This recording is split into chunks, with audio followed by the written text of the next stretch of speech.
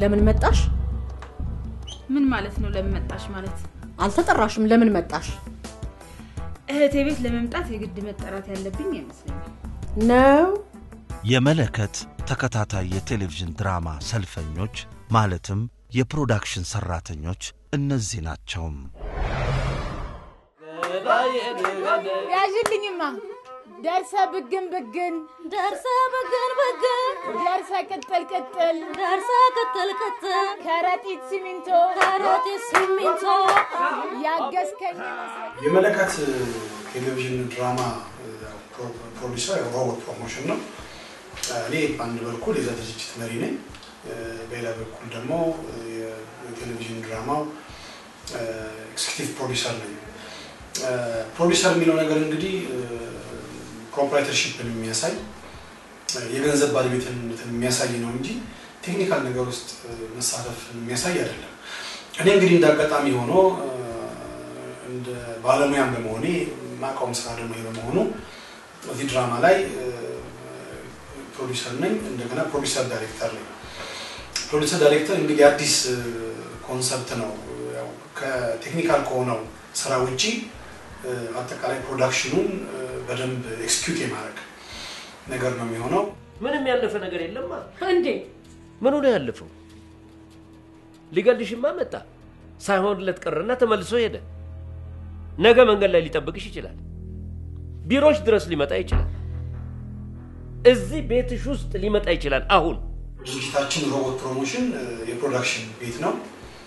በርካታ ዶክመንተሪና ልቦለድ ፊልሞችን ለረጅም ዓመት የሰራ ኢንተርናሽናል ድርጅት ነው እና መለከትን እንዴት ነው ያደረግነው? መደበኛ ስራችንን ሳይነካ የራሱ ፕሮዳክሽን ማኔጀር ኖሮት ይሄንን በበላይነት ደግሞ የሚመራ ሰው መድበን የራሱ ቲም የራሱ ሎጂስቲክ እንዳቃችን ደግሞ የኬተሪንግ ሰርቪስ ያለው ሴፓሬት የሆነ ቲም ነው ያደረግነው። የተሳካልንም በዛ ምክንያት ይመስለኛል። ከሌሎች ስራዎቻችን ጋራ ሳይጣረስ ራሱን ችሎ ኢንዲፔንደንትሊ እንዲሄድ አድርገናል። እቺን ትዕይንት እንኳን ስንት ጊዜ እንደቀጠቀጥናት አይታወቅሽም እንዴ? አንዳንዴ እኮ እንዲህ ይሆናል አይደለም እንዴ? 11ኛው ሰዓት ላይ ገጭ ብለው የሚገቡልን ገጸ ባህሪያት እንዳሉ እናውቃለን። ኦኬ አንዳንዴ እንደሱ ይሆናል። መለከት አዋጅ ነው። ለአንድ ነገር ተነሱ ነው። ዘመቻ ነው። ለመልካም ነገር እንነሳ ነው። ከወደቅንበት ከገባንበት አዘቅት ውስጥ እንውጣ ነው። መሰረትና ባዩሽ ጥሩ ሁኔታ ውስጥ አልነበሩም። መሰረት በሴተኛ ዳሪነት ህይወት ውስጥ ነበረች። ባዩሽ ደግሞ አገርን በማይጠቅም የአገርን ቅርስ ለውጭ ዜጎች በሚሸጥ እዛ ውስጥ ተዘፍቃ የነበረች ነች። ዜን እነዚህን ወደ አንድ በመለከት ጥሪ በታመነ አሰባሳቢነት ወደ አንድ እንትን መተዋል። መለከት ጥሪ ነው። ከወደቅንበት እንነሳ፣ ከገባንበት አዘቅት ውስጥ እንውጣ ነው። በራሱ ጊዜ ጭቃ ውስጥ ገብቷል፣ በራሱ ጊዜ ይወጣል። ተው እንጂ አባቢ እንደሱም አትበል። አንተ እንኳን ባትሆን ቢያንስ የሙያ ጓደኞች እንዲረዱት ማድረግ ትችላለህ እኮ ለስንቱ ስትቆረቆር ስንቱን በገዛ ፍቃድህ ስትረዳ ይኖርክ ሰውዬ አሁን በገዛ ልጅ ላይ ፊት ልታዞር ያምራል እንዴ አረ ዝም በይው በመለከት ድራማ ሙሉ ለሙሉ ፕሮዳክሽኑን መቆጣጠር ነገሮች በተሳካ መንገድ እንዲሄዱ ማድረግ ከኢቢሲ ጋር ያለውን ግንኙነት በተሳካ ሁኔታ ማስኬድ ድራማውን ኦን ታይም ዴሊቨር ማድረግ የተለያዩ ከተዋናይን ጋር ያለውን ግንኙነት በተሳካ ሁኔታ እንዲሄድ ማድረግ እና የመሳሰሉትን እነዚህ ረዳት ኤግዚኪዩቲቭ ፕሮዲዩሰሩ ይሰራል ሷን ግን በእንብርክኳ መታ እግሬ ላይ ወድቃ ይቅርታ ካልጠየቀችኝ ቤቴን አትረግጣትም ደጄን አትረግጣት ግን እኮ ማዳም እሷን ማናየላት ከማ በላይ የሆነ ችግር ገጥሟት ሊሆን እኔ ምን አገባኝ ስለሷ ችግር ምን አገባኝ ስራ አይደለም እንዴ የፕሮዳክሽን ማናጀር ስራ ራሱ ፕሮዳክሽን በቃ ሙሉ ፕሮዳክሽን ነው ማለት ይቻላል የመጀመሪያው ስራ ከደራሲው ጋራ የመጣውን ስክሪፕት ይመለከታል ለሚመለከታቸው ክፍሎች ያከፋፍላል ለተዋናዮች ያከፋፍላል የስራ ቦታ ያመቻቻል በጣም በርካታ ናቸው በአጠቃላይ ቡድኑን የሚመራው ማለት ነው እንዳለ ሎኬሽን ቦታ ይይዛል አክተሮች የስራ ሰዓት ይሰጣቸዋል በዚህ ሰዓት እንድትገኙ በዚህ ቀን እንድትገኙ በዚህ ሰዓት እንድትወጡ በዚህ ሰዓት እንድትገቡ ከክሩ ጋር ደግሞ እንደገና ይገናኛል ክሩ ሰዓታችሁ በዚህ ሰዓት ነው ለነሱም ፕሮግራም ይሰጣል እነዚህ ሁሉ ስራዎች የፕሮዳክሽን ማኔጀር ስራ ነው እኮ ይሄ አቃጣሪዋ ለዚሁ ነበር ሲያሾከሽኩላት የነበረው አትዋሽ ሆን ብለን አለ ብቻቸውን ታቸው ይጣ አንቺ ሴት ስለምን ሀኬትን ታበዣለሽ እኮ ፓርቲንም የተነጠቁት በእናንተ በሶስታችሁ ደባ ምክንያት እንጂ በችሎታ ማነስ እንዳልሆነ ድሮንም አውቄዋለሁ የረዳት ዳይሬክተሩ ዋና የሥራ ኃላፊነት ከቀረጻ በፊት ለዳይሬክተሩ ነገሮችን ማመቻቸት ነው ለምሳሌ አክተሮቹ ሲመጡ ከአክተሮቹ ጋር መናበብ ይሆናል ስሜታቸውን መጀመሪያ ከዳይሬክተሩ ጋር ከመግባታቸው በፊት ከኔ ጋር ሄርስ አድርገን ወደ ቀረጻ ቦታ ላይ እንገባለን በሶስተኛው ቀን አይደል እንዴ እንዳጋጣሚ ካላንደር ሳይልደት ይቀን እንዳለፈ ያወቁት ደሞ እኮ እኔ ሆን ብዬ አረሳስቼ ያሳለፍኩብሽ ይመስል እንደዛ መፈንዳትሽ ኖ ያን ለት የፈነዳውብህ ሆን ብለ ልደቴን አስረሳኸኝ ብዬ አይደለም እኔ እንኳን ብረሳ አንተ እንዴት ትረሳለህ ብዬ ነው የልደቴን ቀን ካላስታውስክ አንተ ምንድነህ አይደል ያልኩ እንዴሉ ላይ ለጨዋታ ብዬ እኮ ነው ያስታወስኩሽ እዚሁ በዚሁ የዛ ቀኑን ፊትሽን ታመጭብኛለሽ ታክተው ጻፊው ወይም ደራሲው የሚፈልገው ቦታ ይኖራል እንዲህ አይነት ቦታ እንዲህ አይነት ይዘት ያለው ሶሻል ስታተስ ሊገልጽ ይችላል ብቻ ጻፊው ደራሲው የሚፈልገው ቦታ ይኖራል ያን ቦታ መፈለግ ፈልገህ ካገኘ በኋላ ደግሞ ያን ቦታ ማስፈቀድ ካስፈቀድክ በኋላ ሎኬሽኑን የሚያረጋግጡት እኔ ብቻ አይደለም ማረጋግጠው ካሜራ ማሩ ለካሜራ ይመቸኛል ይላል ላይት ማሩ ለላይት ይመቸኛል ይላል ዳይሬክተሩ ደግሞ እሱ በሚመቸው መልኩ ለዳይሬክቲንግ ይመቻል የሚለውን ነገር እሱም እንትን ማለት አለበት መመቻቸት አለበት ያ ቦታ ምቹ ከሆነ በኋላ ቦታውን አስፈቀደህ ለቀረጻ ማቅረብ ነው ሎኬሽን ማናጀር ስራ ተዳራችሁ ያለ ህፃኗ መቆም ካልቻለ ችግሩ የናንተ እንጂ የሌላ የማንም አይደለም እባክሽን በደንብ አስቢበት ወይዘሮ ባለም አንቺ ማላስፈላጊ ችግር ውስጥ አትግቢ ባለቤቴ በጣም አደገኛ ሰው ነው መለከት የመጣሁት እኔ ተጀምሮ ነው ሙሉ 52 ክፍል አልሰራው ከክፍል 27 በኋላ ነው የተሳተፍኩት መለከት ላይ መጣሁት ከክፍል 27 በኋላ ያው ብዙ ነገር አይቻለሁ መለከት ላይ በጣም ብዙ አሪፍ ነገሮችን ተመሪያለሁ እንዲም ደግሞ ራሴን አሳድጌበታለሁ ላል የኔ የሥራ ድርሻ በዋነኝነት ለምሳሌ የሆነ ሎኬሽን ላይ ቦታ ተዘጋጅቶ ሲሄድ ቦታውን መጀመሪያ ቼክ እናደርጋለን ከካሜራ ጋር ያለው ነገር የላይት ሊሆን ይችላል ለሳውንድ አመቺ ነው ወይ የሚሉት ነገሮች አሉ እነዛ ነገሮችን አንድ ላይ ኮሌክት አድርገን ወደ ምስል ግባት እናመጣለን ማለት ነው ኤፊ በማርያም ምንም ሳታዳይ ንገሪ ይሄ መነጽር ማናችን ላይ ይበልጥ ያምራል ነገር ይሄ ማን ነው እሱ ማይሳቤላ ነው ግን ማናችን ላይ ያምራል ኤፊ በማርያም ማዳላት የለም ኢሳቤላ ኮነ ሳቤላ ላይ ነው የሚያምረው እንዴ የኔ የሥራ ድርሻዬ ደራሲው የጻፈላቸውን እነሱ ቀርጸው ያመጣሉ እነሱ ያመጡትን ድምጹን ምንም ሰምቼ ምስሉን አቀነባብሬ አስተካክዬ ለዋናው ኤዲተር ማስረከብ። እኔ ምልሽ ተናኘ ነገርየውን ሻይና ቡና ውስጥ ማድረጉን ተውሹ እንዴ? ነው አልቆብሽ ነው? ኧረ አላለቀም። ግማሽስ መች ሆነና? ታዲያ ምንድነው ነገሩ? ልጅቷ እኮ ጭራሹን ፏያለች ነው። የመለከት ቴሌቪዥን ድራማ መሳካት የበርካታ ውጤቶች ድምር ነው። እንግዲህ መጀመሪያው በሳልና ልምድ ያለው ደራሲ፣ ከፍተኛ ልምድ ያለው አዘጋጅ፣ ኃላፊነትን በብቃትና በትጋት የሚወጣ ፕሮዲዩሰር፣ ፕሮዳክሽን ማኔጀሮች እና ኢንታየር ክሩ ኤዲተሩን ጨምሮ ሙሉ ጊዜያቸው ሰጥተው የሚሰሩ ናቸው። እንተፈጫለሽ። አንቺ ግን የእርጎ ዝምነትሽን ብታቆም ይሻልሻል። በአንቺ ቤት ማወቅሽ ነው አይደል? ምንም አያምብሽም። እሺ ቆይ እንጂ አንቺ ስለሷ ምን አገባሽ? ያገባኛል። ብታርፍ ይሻልሻል። ባላሽ ምን ተመጫለሽ? ዋ ብቻ ከኔ ጋር ሰፋጣ አያዋጣሽም። ባክሽ ጅል ለምፈርሽ መስፈራሪ እኔን ፈራሽ እንዳይመስልሽ ነው። ደግሞ ካሁን በኋላ ጫፋን ከዝና አሳይሻለሁ። ኧረ አንድ ሲሪያል ድራማ ህይወት ማለት ነው። የማህበረሰቡ ያልኖረበትን ወይም ማህበረሰቡ ኤክሰርሳይዝ ያላደረገውን ካራክተር አይስልም ደራሲው። ማህበረሰቡ ውስጥ ያሉ ነባራዊ እውነታዎችን ነው ደራሲ የሚጽፈው።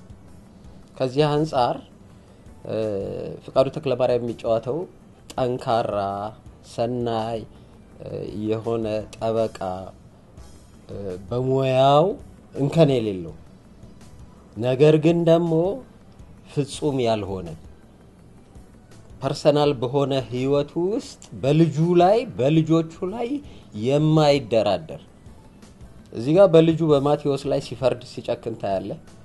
እዚህ ጋር ሉላዳ ያለች ያለማየሁ ታደሰ ሚስቶና መሰራው አዚዛ አህመድ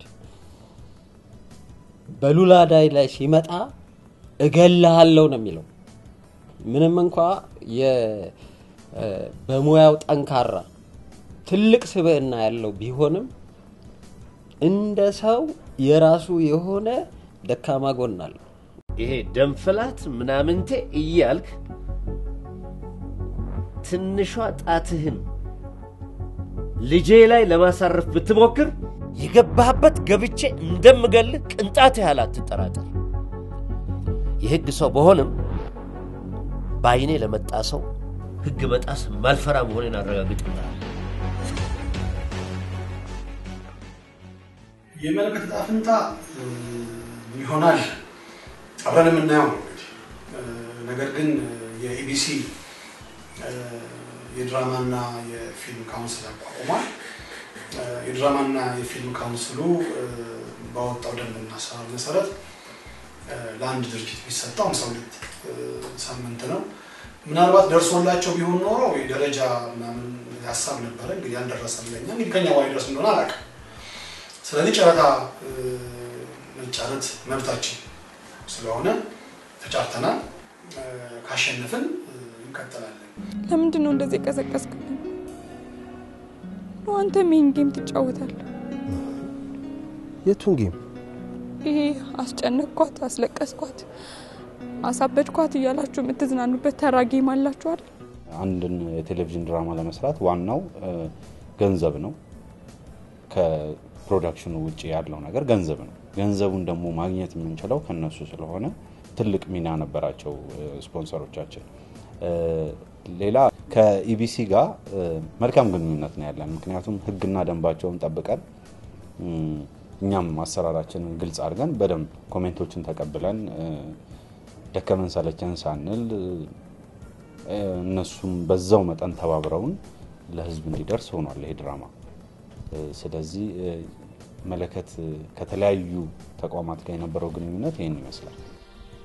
በፈጠረ ደብ በቃ ሲጨክነ ዝም ልትለው ነው እንዴ?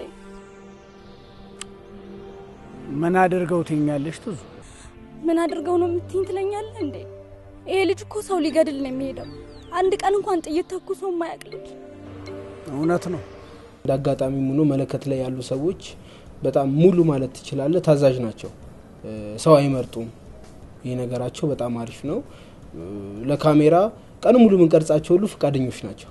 ጋሽ ፍቄን ብንወስዳቸው ማለትም ፍቃዱ ተከለ ማርያምን እሱ በሚሰራበት ሰዓት ሁሉም ማለት እንችላለን አሪፍ ነገር አለው እና ብዙ ምን አንገላታቸው ነገሮች አሉኛ ለካሜራ ለምሳሌ ቦታ እንቀይራለን፣ እናስነሳቸዋለን፣ እናስቀምጣቸዋለን፣ እናስተኛቸዋለን። ይሄን ሁሉ ነገር ስናዛቸው ምንም በቃ ለሙያ ያላቸው ነገር እኛ ውስጥ አለ ማለት ነው።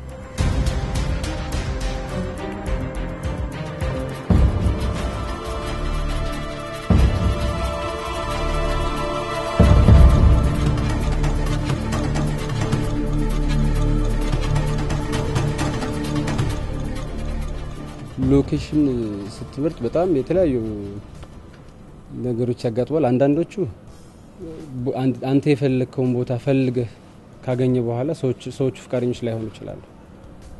ሰዎቹ ፍቃደኞች ሲሆኑልህ ደግሞ ፕሮዳክሽን ክሩ ደግሞ ያን ቦታ ላይ ፈልገው ይችላል። ሁሉም ደግሞ ተመችቶት ተፈጥሮ ራሷ ደግሞ ዋለም ደግሞ በአካባቢ ያለው ሁኔታ ደግሞ እንዳይመች ያደርጋል። እሷ እዚህ ሰፈር ጓደኛ የላትም። ቢኖራት እንኳን እስከዚህ ሰዓት ድረስ አትቆይ። በጣም ፈታኝ ነገሮች አሉ። ምንም እረፍት የለውም። ነጋ ጠባ ነጋ ጠባ ነጋ ጠባ በቃ ስለሱ ነው። ሌላ ነገር ማሰብ የለም። አንዱ ፈታኝ ነገር ተፈጥሮ ነው። በቀጠርካቸው ሰዓት ካልመጡልህ ዝናብ ይመጣብኛል ብለህ ትሰጋለህ። በቀጠርካቸው ሰዓት ካልመጡልህ ፀሐይ ሊሆንብኝ ነው ብለህ ትሰጋለህ። በቀጠርካቸው ሰዓት ካልመጡልህ ሊጨልምብኝ ነው ብለህ ትሰጋለህ። በዛ ላይ ጊዜው አጭር ነው። በየሳምንቱ ነው። የሰራኸው ባክሎግ ያልቅብሃል። ካመለጠ አክተር ይታመምብሃል። ስጋት ነው በቃ በጠቅላላ። ስለዚህ ሰዓት በጣም ወሳኝ ነው። በእርግጥ በመለከት ላይ በስራ ሰዓታቸው የሚመጡ አሉ፣ የሚያከብሩ አሉ፣ የሚያማክሩን አሉ። ያለነሱ እንጃ ያለነሱ ድጋፍ እኛም እዚህ እንደርሳለን ብዬ እኔ አላስብም። እና የማይሰለቹ ለስራ ጉጉ የሆኑ ሰዎች ጥርቅም ስለሆነ የመለከት ክሩ የፊልም ክሩ ነው እንጂ በጣም ከባድ ነበር የሚሆንብን። በጣም አዝናለሁ እንኳን የዚህ ሁሉ ምክንያቱ እኔ ነኝ። እንደምጠብቀኝ እያወቅኩኝ ያል መቆየት ይልይል ጭካኔ። ምን እያልሽ ነው ኤፍራታ? እኩይ ተብለው ከተሳሉ ገጸ ባህሪያቶች አንዱ ጃንጎ ነው። ጃንጎ እኩይ ገጸ ባህሪ አይደለም ለኔ። የሚወዳት ሴት ነበረች። ያቺን ሴት ለማግኘት የግድ ገንዘብ ያስፈልገው ነበር። ገንዘቡን ለማግኘት ወንጀል ሰራ፣ ወህኒ ገባ፣ ከወህኒ ወጣ። ሲወጣ እንደሚያገኛት እርግጠኛ ሆኖ ነው የወጣው። ሲያገኛት ግን ከወህኒ ወጥቶ እሷ ሌላ ህይወት ጀምራለች። መውሰድ ያለበትን እርምጃ ሁሉ ወሰደ። መጨረሻው ባያምርም ማለት ነው። በሌላ በኩል ደግሞ ሌላ ሰናይ ገጸ ባህሪ ብለን ብንወስድ ሉሌ አሻጋሪ የምትጫወተው በዓለም ፓርት ህይወቷን እስከ መስጠት ህይወቷን አደጋ ላይ እስከ መክተት የሚያስችል ሪስክ ያለው የስነ ልቦና ማማከር ስራ የወሰደችበት መሳይ የምትባለው የቤት ሰራተኛ ጉዳይ ማንሳት ይቻላል። እኩይና ሰናይ የምንላቸው ገጸ ባህሪያት የየራሳቸው የሆኑ ማህበረሰቡን የመወከል አቅም ያላቸው ናቸው። መለከት ድራማ ውስጥ የተሳሉት ገጸ ባህሪያት የሳባ የልጅነት ፍቅረኛ ነው ማለት አማርኛ አይደለም እና ምን እንዳለው የእድሜ ልክ እድሜን ልትቀኝ የሞከርኩ ነው እያልኩ ነው ያለሁት። ሳባን የራስ ማድረግ የምትችለው አንተ እኔን መንገድ ከቻልክ ብቻ ነው። 20% ለወጣቶች እድል ሰጥተናል። ስለዚህ ሁሉም የእድሜ ክልል የነበሩበት ነው። ሌላው የመለከት ክሩ የሚያስደንቀኝ የነበረው ሌላ ሙያ ያላቸው ሰዎች ደግሞ አሉ። የህግ ባለሙያ አለች፣ የባንክ ባለሙያ አለ፣ ነርስ አለች፣ የማኔጅመንት ስፔሻሊስት በዛ ውስጥ አለች። የተለያየ ሙያ ያላቸው ሰዎች ነበሩና ይህንንም እንደ አንድ ኢንፑት ነው የምናየውና መለከትን ለየት የሚያደርገው የስዕል ቫሪቲ ነበረው። በአንድ ጊዜ 5-6 ቤተሰብ ነበር የምናሳይ የነበረውና ለኛም እንደ ቲም የተሳካ ነበር ማለት እንችላለን። ሳልነግርሽ ኤፊ ሲስተር ደውላ ነበር። ውጭ ያለችው አሜሪካ መምጣት ከፈለጋችሁ ሁሉንም ነገር ማመቻቸት ትችላለሁ ነው የምትለው። በክፍል 52 ላይ የመጨረሻው ወይም ግራንድ ፊናሌ የምንለው እሱን ለመስራት የሰርጉ የማርሽ ባንዱ የቦታው የምናምን ለዛ አሁን ወደ 120 ሺህ ብር አካባቢ ያስፈልጎ ነበር። አሁን ያ ትልቅ ቻሌንጅ ነው። ለአንድ ሲን 120 ሺህ ብር ማውጣት ከባድ ነው። ከ300 በላይ ሰው አነቃንቀናል። ከከተማ ወደ የሰራ ነው በይዘው ወደ እንትን ለገጣፉ አካባቢ ነው ዳይሬክተሩ ወደሚፈልገው ነጥብ ለማምጣት። ምክንያቱም እዛ አካባቢ ሰው ማግኘት አይቻልም። ከከተማ ነው የወሰድነው። ያ ትልቅ ቻሌንጅ ነበር።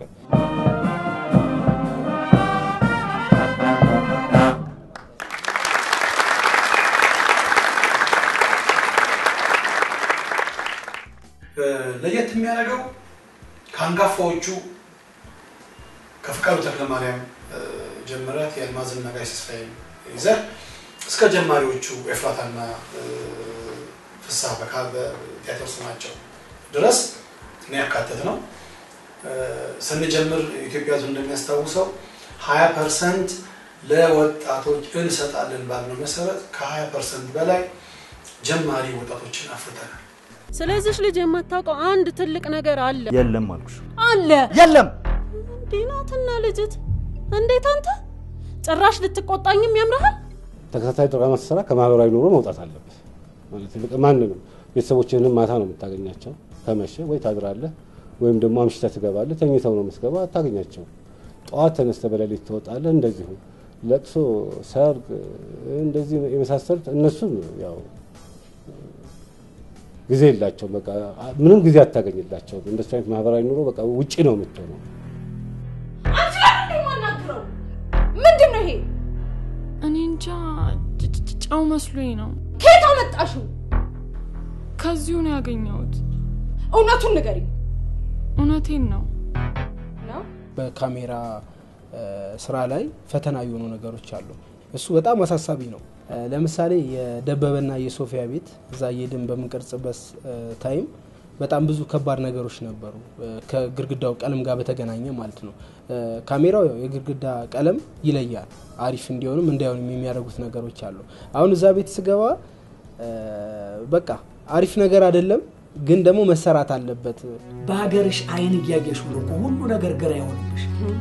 ስለዚህ ሀገር መታቂው ላይላዩን ብቻ አይ ስለዚህ ሀገር ወግና ባህል ልማዱን ላላውቅ ይችላል፣ ግን እሱም የሚወደውንና የሚጠላውን ስራ በደንብ ጠንቅቅ ያውቃል። በስራው ወቅቶች ላይ ገጠመኞች ይኖራሉ። ከነዚህ መሃል የገጠሙን ገጠመኞች ምንድነው? ኤፍራታ የማዳም ቤት ቀረጻ ነበርና ከምሽት 12 ሰዓት እስከ ሌሊቱ 12 ሰዓት ነበር የሚቀረጸው እና ቀረጻ ጀምረናል። የብራዚል ጣን ብሎ ኤፍራታን የሆነ ይነሰንስባትና በሳት ማንደጃ ላይ ከዛም በኋላ ትነሳና የሆነ ያነቃቃታል ምናምን የሚባል እንትን ነበርና ከኩር ውስጥ ማን እንደሆነ እንጃና እውነተኛ የብራዚል ጣን ነው የመጣው ምናምን ብሏታል። ተጀመረ ቀረጻ እና ድርብ ማዳም ይዛው ትሄዳለች። ግርግራውን ይደረጋል ምናምን ወጣች። ኤፍራታ ምትነቃበታለ። ኤፍራታ አክሽን ይላታል አሸብር። ጥቅለል ብላ ጸጥ አክሽን ጸጥ። ከዛም በኋላ ደነገጡና ቃል ኪዳን አክሽን ሲል አረ አሹ ራሴን እያዘሩኝ የእውነት ነው አልነሳም ብላ እምቢ አለች። አይደለም ብትባሉት ትባል አልሰማም አለች። መጨረሻ ላይ እንደገና ተነስቶ አሳይተው ተጣን ነው ብሎ ሸቷት ምናምን። ከዛም በኋላ እንደገና ቀረጻው ከአዲስ እንደገና ተጀመረ። አንቺ ማዳ ወይ እዚህ ቁጭ ብለሽ ጉዴን ታያለሽ አይደለ? አረ እኔ ምንም አላየሁም። አይተሻል። የተመልካቹን አስተያየት በተለያየ መንገድ እናገኘዋለን። ስትነሳ መጀመሪያ ከቤተሰብ ነው የምታገኘው። ያለውን አስተያየት ምንም ሳይሰስቱ ነው የሚሰጡ። ኢቢሲም የተለያዩ አስተያየቶች ይመጣሉ፣ ኮሜንቶቻቸውን ይሰጡናል። ያን ኮሜንት ደራሲውን ብዙ ያነባዋል፣ ብዙ ያያል ኮሜንቶቹን።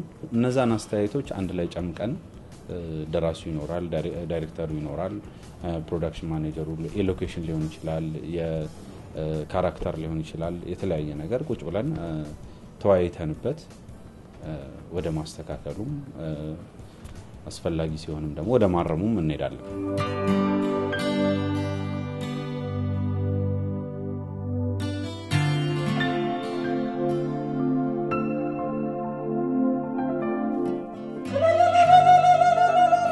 በዚህ አጋጣሚ ደራሲው አንድም ቀን ድርሰቱን ሳይጓደል የምፈልገውን ነገር ሳልነግረው የሚያውቅ እየመራኸው የማይሰራ በራሱ በደንብ በብቃት የሚንቀሳቀስ ዳይሬክተሩ የሙያ ፍቅር በዚህ ነው የሚንቀለቀል የሙያ ፍቅር ያለውና ዘኢንታየር ክሩ የሎጂስቲክ ሰዎችን ጨምሮ ማመስገን ፈልጋለሁ። ከሁሉ በላይ ደግሞ ተዋናዮቹ ብዙ ጊዜ በራሳቸው ልብስ ቀረጻ ቦታ አንድም ጊዜ ሳይስተጓጉሉ አልፎ አልፎ ምንም ባልተሟላበት ሁኔታ ዋጋ ከፍለው ሪሊ እኔ ደም እንደመስጠት ነው የማየውና ተዋናያኑ ሪሊ በጣም ትልቅ ምስጋና ነው የማቀርበው። እኛ ማመስገን ሲገባን እንደገና እኛን እያመሰገኑ ነውና ሁሉም ተዋናያን በጣም ታላቅ ምስጋና ነው የማቀርበው። ሌላው ደግሞ ትልቅ ምስጋና ማቅረብ ያለበት ለስፖንሰሮች ነው። ብዙዎች ስፖንሰሮች አመቱን ሙሉ ድጋፍ አድርገውልናል። አንዳንዶቹም እንግዲህ ከኛ ጋር አብረው እንደሚቀጥሉ በተለያየ ነገር ገልጸውልናል። ይህ ምስጋና በእውነት ይገባቸዋል። ሌላው በርካታ ሆቴሎች፣ በርካታ ግለሰቦች ቤታቸውን በመስጠት በቴሌቪዥን ድራማው ላይ የምታዩት ብዙ ቤት ሰዎች በነፃ የሚሰጡን ነው። አንዳንዱ ቀረጻ ማታ ተጀምሮ ሌሊቱ ሙሉ የሚሆንበት ጊዜ አለ። ልጆች ትምህርት ቤት የሚሄዱበት ቤተሰብ አለ። አባወራ አምሽቶ የሚገባበት ቤተሰብ አለና እነኚህ ሁሉ ቤተሰቦች በስም ጠቅሰን ማመስገን የምንችል በጣም ደስ ይለናል። ነገር ግን ሁሉንም ግን ከልብ ነው የምናመሰግነው። በመጨረሻ ግን ለኢቢሲ ቶፕ ሌቭል ማኔጅመንት ሲኦን ጀምሮ ምክትሎቻቸው እንደዚሁም የመዝናኛ ክፍል ዳይሬክቶሬት አቶ ገናናውንና እሳቸው ተቋቸው ከስቀደም የነበሩትን በሙሉ የአውትሶርስ ዲፓርትመንት ዳይሬክተሩን አቶ ሳሙኤልና የስራ ባልደረቦቹ የማርኬቲንግ የስራ ዳይሬክተሩን የለቀቁትንም አሁንም ያሉትን አቶ ሰይፉን ጨምሮ ለእኛ በጣም በጣም ጥሩ ነበሩ። ነገር ግን እኛም ህግና ደንብን ተከትለን ሰርተናል። አንድ አይነን ጨፍነልኝ። ኧረ እኔ አልጨፍንም። እንግዲህ ችካት በል ብሬክስ። ትልቅ ሰርፕራይዝ ነው አልኩ አይደል? ተኩሰይ ስገይኝ እንዳላይሽ ከሆነ ደህና ያው ጨፈንኩልሽ።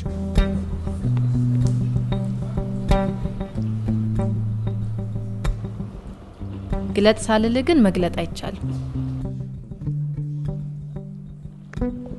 እንዳትገልጥ። አሁን መግለጥ ትችላለህ።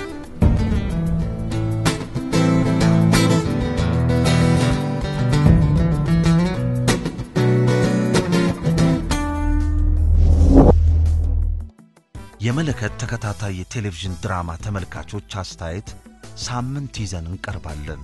እባክዎን የሳምንት ቀጠሮ ያዙልን። እስከዚያው ቸር ወሬ ያሰማን።